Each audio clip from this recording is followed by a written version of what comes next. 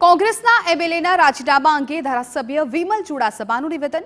કોંગ્રેસના ધારાસભ્યોમાં કોઈ નારાજગી નથી તેવું વિમલ ચુડાસમાએ કહ્યું। જેમને જવું છે એ જશે જ, ભાજપ ડરાવી ધમકાવીને તોડે છે ધારાસભ્યોને। આવું નિવેદન તેમના તરફથી આવ્યું।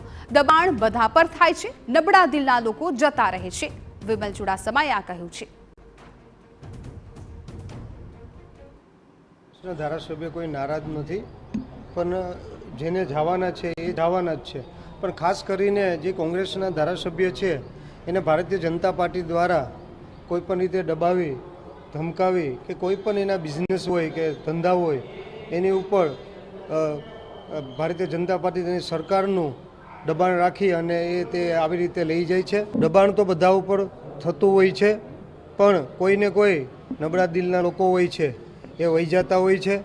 અને જ્યારે કોંગ્રેસ પાર્ટીએ આટલી મજબૂતાઈથી આપણે લડતા હોય છે ત્યારે દબાણ તો જીવનમાં આવ્યા છે તો દબાણ તો બધી પ્રકારનું આવતું રહેતું હોય છે, અપ એન્ડ ડાઉન આવતું રહેતું હોય છે।